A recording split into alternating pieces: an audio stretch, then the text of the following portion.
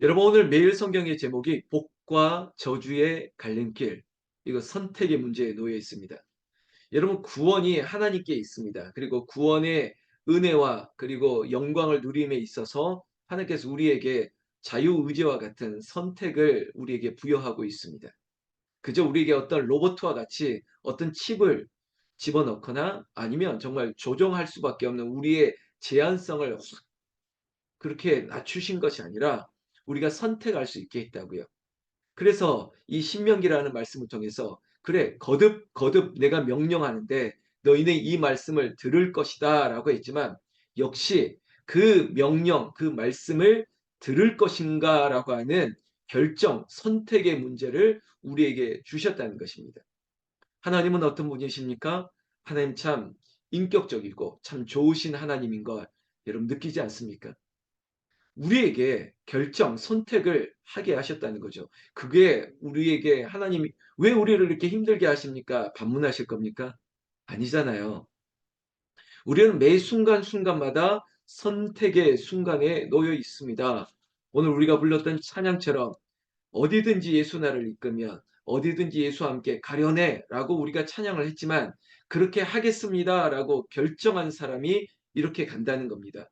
어디를 가든지 나는 겁내지 않고 어디든지 예수와 함께 가겠습니다. 이거 우리의 선택 결정 아니겠습니까? 우리가 이 새벽에 깨어 일어날 수 있는 것도 우리가 선택한 것입니다. 하나님께서 우리를 깨우시고 우리를 불러주셨지만 그 불러주신 가운데 우리가 아멘하며 내 입술로 고백하며 그리고 내 삶의 행동이 여기에 놓여져 있다는 것입니다.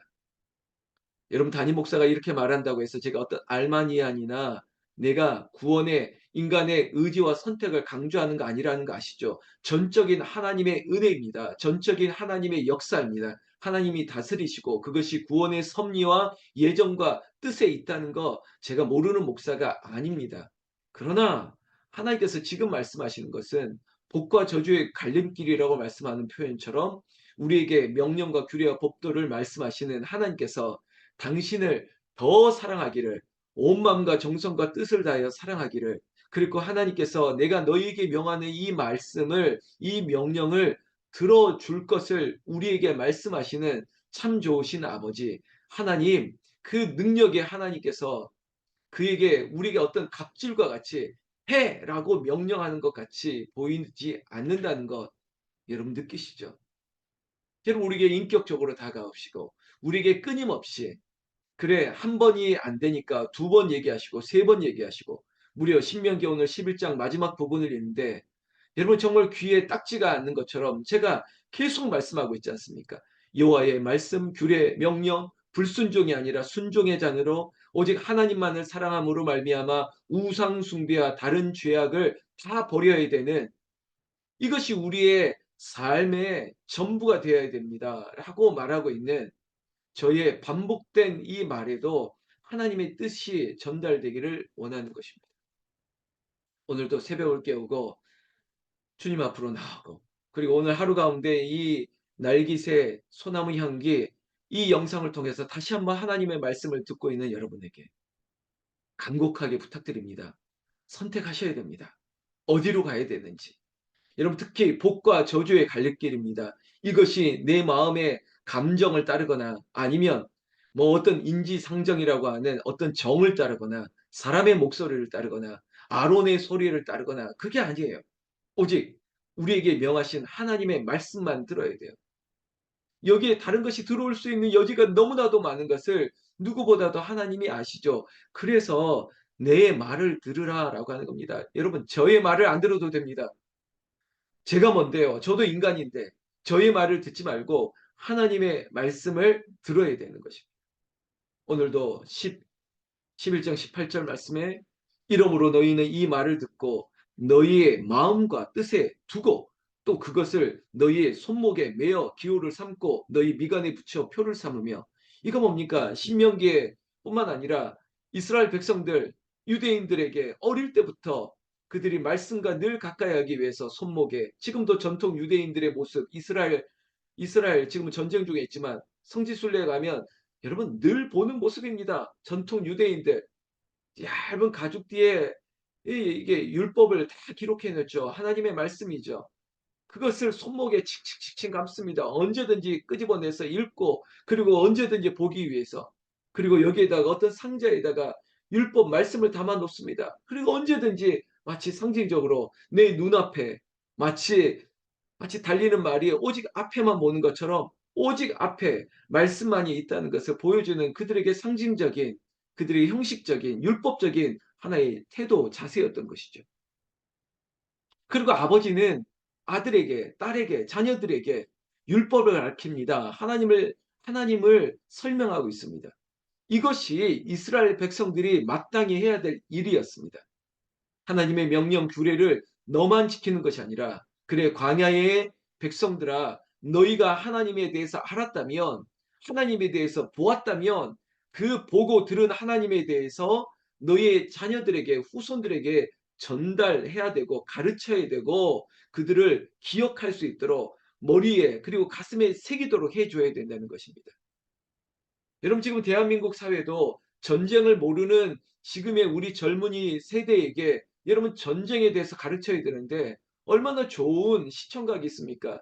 저 팔레스타인에 있는 이스라엘과 하마스의 전쟁, 저 러시아와 우크라이나의 전쟁, 이런 전쟁이 얼마나 두렵고 얼마나 무서운 걸 젊은 세대는 뉴스를 통해서 인터넷을 통해서 스마트폰을 통해서 정보를 통해서 듣지만 그러나 정말 전쟁을 경험한 우리의 아버님 세대, 어머님 세대들이 가르쳐 줘야죠.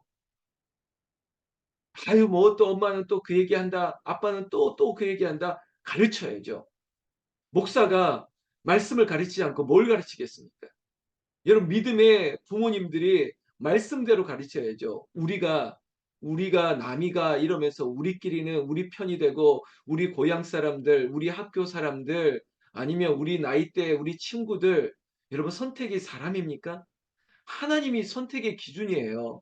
모든 것의 결정은 하나님의 말씀대로 가는 거예요. 그래서 여러분 우리의 걸음, 우리의 가는 길 모든 것에 빛이 되어 주고 조명이 되는 것은 오직 하나밖에 없습니다. 시편 119편의 105절 말씀이죠. 바로 주의 말씀은 내 발의 등이요 내 길의 빛이니이다. 이것이 기준이 돼야죠. 여기에 따라 내가 이쪽으로 가고 내가 이쪽으로 결정해야지. 사람이 많은 곳으로 우르르 갑니까? 아니면 내 친구가 있는 곳에 정말 속담처럼 친구 따라 강남 갑니까? 이거는 죽고 살고의 문제라고 제가 아주 더 강하게 말해볼까요? 정말 죽고 사는 문제고 오늘 말씀의 제목처럼 복을 받을 것인지 저주를 받을 것인지의 그런 갈림길에 놓여 있는데 이 기준이 도대체 무엇입니까? 목사님 새벽에 흥분하지 마세요. 흥분하는 게 아니에요. 이게 분명한 길이 갈려져 있는데 어디로 가야 될지를 지금 결정해야 되는 순간들에 놓여 있습니다. 19절 말씀에 또 그것을 너희 자녀에게 가르치래요. 여러분 우리의 삶의 목적이 뭡니까? 여러분 대한민국은 이거 이해하지 않습니까? 우리 자녀들을 위해서 우리 아버지 어머님들이 희생이라고 표현하면서 정말 아낌없는 사랑을 베풀어 오셨습니다. 자녀들을 위해서 정말 희생한 게 맞습니다. 결국 우리의 신앙도 마찬가지예요. 우리 자녀들에게 물려줄 유산이 되어야 됩니다. 이것이 헤리티지, 이것이 유산이에요. 영적 유산. 저도 저희 아버님, 어머님 그 신앙의 유전이 없었다면 내가 여기 있을까 할 정도로 두렵습니다.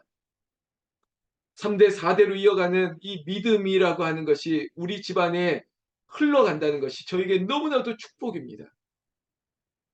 이 자리에 있는 우리 권사님, 집사님들도 그런 고백하실걸요? 엄마의 기도가 있었기 때문에 내가 여기 있고 엄마의 그 어려운 순간에서도 교회를 사랑했던 결정들, 기준이 뭐였는지를 그 어머님의 삶을 그대로 반추하면서 사는 권사님이 여기 있는 거 제가 알아요. 그래서 나도 지금 가르쳐야 돼요. 그럼 지금 한국 교회가 30% 이상 교세가 떨어지고 있다는 건 냉엄한 현실이에요. 사실이라니까요. 제가 어제 국민일보 기사를 통해서도 가슴을 쳤던 게, 야, 이 정도 심각한가? 여러분, 사회랑 똑같이 돌아간다고 생각하는 한국 교회가 안타까워요. 부익부 빈익빈이에요. 대형 교회, 큰 교회, 정말 힘 있는 교회라고 소위 말하는 교회의 소수만이 소위 말하는 살아남고, 여러분 정말 작은 교회들, 코로나 이후에 정말 작은 교회, 그리고 규모가 작은 교회 마치 통폐합되듯이 사라지고 있습니다. 오직 대형 교회, 이게 세상의 기준 아닙니까? 세상의 흐름 아닙니까? 한국 교회가 그 흐름으로 가는데, 그럼에도 불구하고 본질은 뭐냐? 여러분 결국은 사람이에요. 건물이 아니에요. 아니 지금 어제 뉴스를 제가 보다 보니까 서울도 초등학교가 폐교되는 학교들이 늘어나고 있다네요. 이유가 뭘까요? 단 하나, 우리 자녀들이 없기 때문이에요. 아이들이 저출산으로 말미암아 학생이 없어지니까 학교가 사라지는 게 당연한 거죠. 제 고향에 있는 학교도 이미 폐교됐습니다. 아이고, 제가 있었던 경기도 이천군 율면이라고 하는 그곳에 있었던 조그마한 학교 두 개도 다 폐교됐습니다. 이유가 뭘까요? 아이들이 없으니까 그래요. 아이들이 없으니까.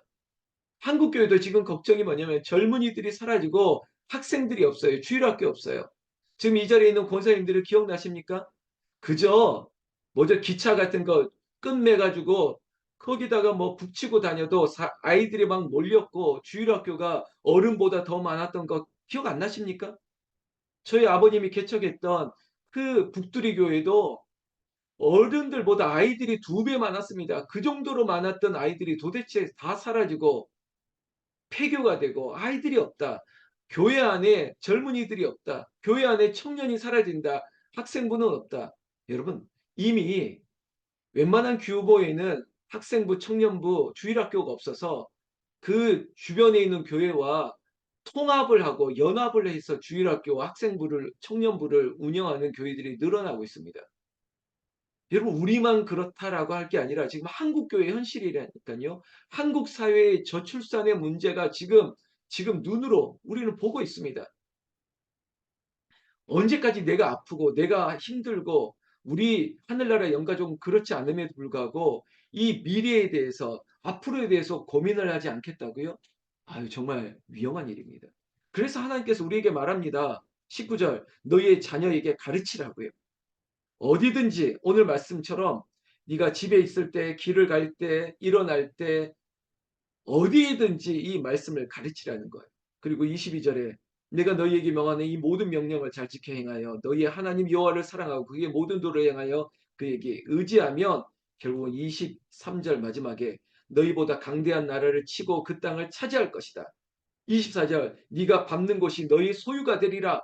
어제 말씀처럼 하나님이 다스리는 땅의 주인이 네가 될 거야. 여러분 하나님께서 이렇게 축복을 주시기 위해서 우리에게 선택을 그래 네가 결정하면 되는 거야. 25절 심지어 우리에게 이런 능력을 주십니다. 너희를 능히 당할 자 없다. 할렐루야. 내 사랑하는 자녀 후손들에게 네가 어디를 가든지 주와 함께하면 너를 당할 자가 없어. 그러니 오늘 26절 내가 오늘 복과 저주를 너희 앞에 두나니 여러분 복과 저주를 너희 앞에 두나니 그 기준이 뭐냐?